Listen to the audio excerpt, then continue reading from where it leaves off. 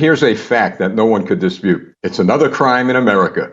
Every single day, people are being beaten, and here in the New York area, thrown off a subway platform, stabbed, shot, raped, mugged. This is just another crime in America. And for the White House to suggest that this was somehow attached to January 6th is a crime in itself. So we have someone here who committed a ghastly act, and certainly our prayer should be for Mr. Pelosi. I hope he does recover, as I would any crime victim. But to make this into something it is not.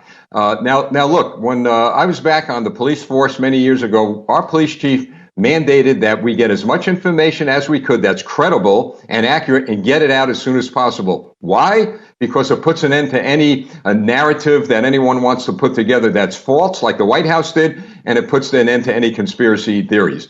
The police department down there has got to get on the stick. They got to get accurate, credible information out, and maybe it'll put an end to all this nonsense that is especially coming out of the White House.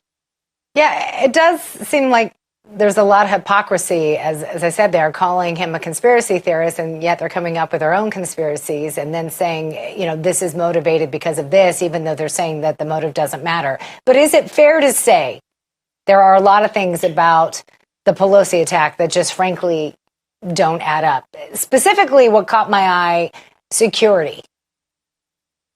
Well, Miranda, you're right. Look, as you know, I'm a trained police officer, and I've spoken to police officers about this incident. My question is, how did he get in the house? Did Mr. Pelosi know him prior to this day? Was it a knock on the door and Mr. Pelosi opened the door?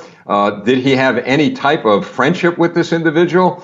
I mean, the fact of the matter is that, again, because of the lack of transparency, a lot of theories are being put together by the people based on information they're reading. And you're absolutely right. I was stunned to think that the Speaker of the House does not have security. I mean, what's going on here? By the way, the question I have is, what about the cameras? There's got to be cameras around. Some of this stuff has to be videotaped. I mean, are we that, they think we're that dumb? So let's see what happens down the road.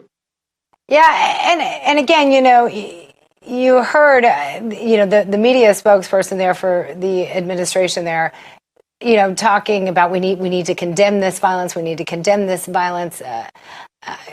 I don't remember Democrats, frankly, making that big of a deal when Senator Rand Paul was attacked by his neighbor, or Lee Zeldin. I mean, that happened not that long ago. Or Steve Scalise when he was on the baseball field.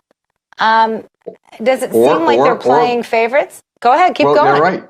Or BLM burning down police departments, taking over streets. Yeah, it's a double standard. If anyone has made this into a political issue, it's the White House and it's the Democrats, and that is sad because it certainly is a slap in the face to every crime victim across this country. It's another crime on the streets of America, and it's got to be worked on properly within the framework of the law, and let the police do their job and stop politicizing this. So before I let you go, though, again, you raised an important question there. Where are the cameras? You can't believe that there weren't cameras there. We believe that there would be high security there. Well, I don't know, because she's the Speaker of the House. What should be the other questions that we should be asking?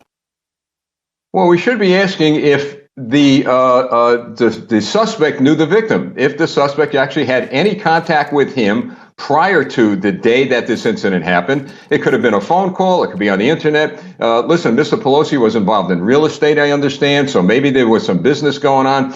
I mean, we didn't know if this man was mentally ill or not. That's what we're hearing now. We don't know that as fact. But I would ask the questions, was there any prior contact with this individual? And if there was, then what led up to this? He obviously targeted the house. And by the way, when the White House says, well, when he went in the house, we heard the words, "Where's Nancy?" He's in Nancy's house. He's going to yell, "Where's Jane?" So the fact of the matter is that those are questions that need to be asked, and the feed that we're getting out of the White House needs to be dismissed.